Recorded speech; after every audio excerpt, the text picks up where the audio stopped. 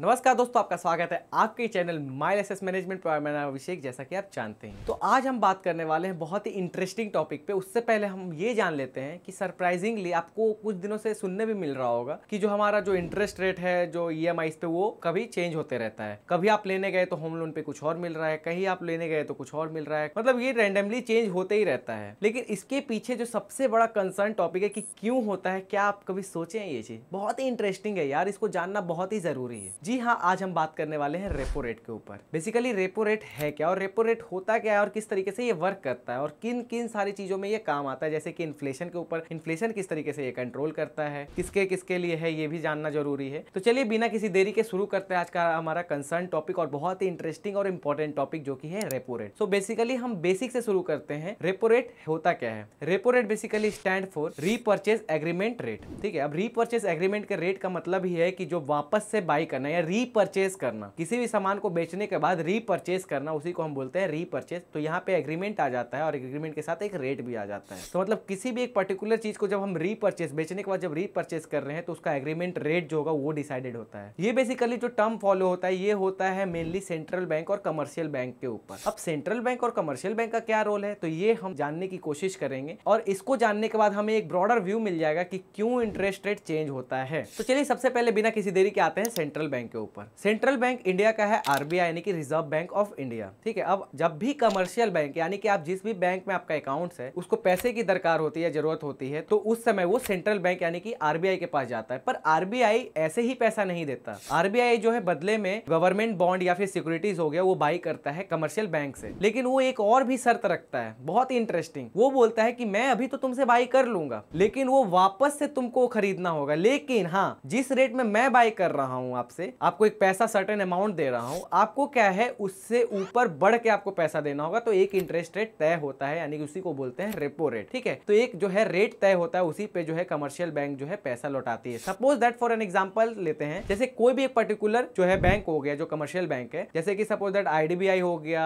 Bank of India हो गया, कोई से भी एक बैंक हो गया, उसको ले लेते हैं। उसको एक शॉर्टर टाइम फ्रेम के लिए फंड चाहिए, तो वो क्या आरबीआई के पास यानी कि सेंट्रल बैंक के पास जाती है। जब वो सेंट्रल बैंक के पास जाता है तो उसको 1000 करोड़ चाहिए, तो आरबीआई बोलता है कि मैं आपको पैसा दूंगा, लेकिन आपको जो है सर्टेन अमाउंट या सर्टेन रेट पे करना पड़ेगा। तो फिर वो डील करते हैं कि चलो ठीक है, जैसे कि करंट सिनेरियो चल रहा है 6% का जो है उसमें रेपो रेट चल रहा है। Suppose that 1000 crore commercial bank lend करती है, किससे? आरबीआई से लेंड करती है। वो दे देता है, वो सिक्योरिटीज और बॉन्ड बदले में ले लेता है। लेकिन जब वो वापस से खरीदेंगे जो रीपर्चेस एग्रीमेंट रेट के अंदर, और जब वापस से कमर्शियल बैंक जो है आरबीआई यानी कि सेंट्रल बैंक से खरीदेगी, तो ये जो 6% का है वो लगेगा उसमें रेट, यानी कि 1000 करोड़ का 6% और प्लस करके देना होगा उनको, यानी कि टोटल जो हो जाता है वो 1060 करोड़ के लमसम हो जाता है। ठीक है, तो टोटल जो 1060 करोड़ उनको देना पड़ेगा। और जब ये रेट बढ़ता है तो वो हम पे असर करता है। क्यों? जब कमर्शियल बैंक ज्यादा पे कर रही होगी रेपो रेट, तो उस समय पे क्या है कि जो नॉर्मल कस्टमर या कंज्यूमर रहते हैं, जो कि लोन ले रहे होते हैं बैंक से अपने किसी भी कार लोन या फिर किसी भी तरीके के लोन के लिए, तो वो उनपे ये चीज डायरेक्टली असर होता है। क्यों? क्योंकि कमर्शियल बैंक जो है ज्यादा पे कर रही है, तो आपको इनडायरेक्टली पैसा जाता कहां है? वो पैसा हमारे ही खाता में लोन के थ्रू आता है, लिक्विडेट को अच्छा सप्लाई देने के लिए। ठीक है, तो उस समय पे आपको ही बेयर करना पड़ता है, ये सारी चीजें आपको ही बैंक यानी कि कमर्शियल बैंक को देना पड़ता है और कमर्शियल बैंक ऊपर तक पहुंचाती है। ठीक है, ये क्यों किया जाता है? ये इसलिए किया जाता है ताकि मार्केट में एक अच्छा फ्लो बना रहे पैसे का। और बहुत ऐसा टाइम पे देखा गया है कि जो रेपो रेट है इंक्रीज होता है, उसके साथ साथ इंटरेस्ट रेट भी इंक्रीज होता है। जब इंटरेस्ट रेट इंक्रीज हो रहा होता है तो ये क्यों किया जाता है? ये बेसिकली तब किया जाता है जब इकोनॉमी मार्केट के अंदर इन्फ्लेशन को कंट्रोल करना है। अब इन्फ्लेशन को कंट्रोल करने से मतलब ये नहीं कि महंगाई दर को घटा दिया जाए, नहीं। जब इंटरेस्ट रेट बढ़ता है तो लोगों का जो स्पेंडिंग है वो कम हो जाता है। अगर मेरा अभी मानना है कि मैं अगर गाड़ी खरीदने जा रहा था और पता चला कि इंटरेस्ट रेट बढ़ गया है, तो उस समय पे क्या होता है, मैं रुक जाऊंगा, थम जाऊंगा कि यार छोड़ो, थोड़ा टाइम तक अभी नहीं लेते। तो उस समय तक जो आपका पैसा जो डाउन पेमेंट के लिए आप रखे होते हैं, तो आपका स्पेंडिंग कम हो जाता है, खर्च ही नहीं होता और आप इन्वेस्टमेंट करते हो, उससे चीजों को जो है बचाते हो। तो इस तरीके से जो इन्फ्लेशन को बीट करने के लिए जो है आपको इंटरेस्ट रेट बढ़ाया जाता है। लेकिन उसी समय पे अगर जो है इंटरेस्ट रेट जो है घटा, यानी कि रेपो रेट भी घटा है जब, तो वो क्यों किया जाता है? वो इसलिए किया जाता है कि जब मार्केट में इकोनॉमी यानी जीडीपी बहुत अच्छा चल रहा हो, तो उस समय पे क्या करती है आरबीआई यानी कि सेंट्रल बैंक जो है रेपो रेट को घटा देती है। जैसे कि अभी ही आप रिसेंटली देखे होंगे, जो अभी कमेटी जो बैठती है, जो इस चीज को डिसीजन लेती है, वो 6.25% से जो है रिड्यूस होकर 6 पॉइंट तक आ गया, यानी कि 0.25 पॉइंट्स का जो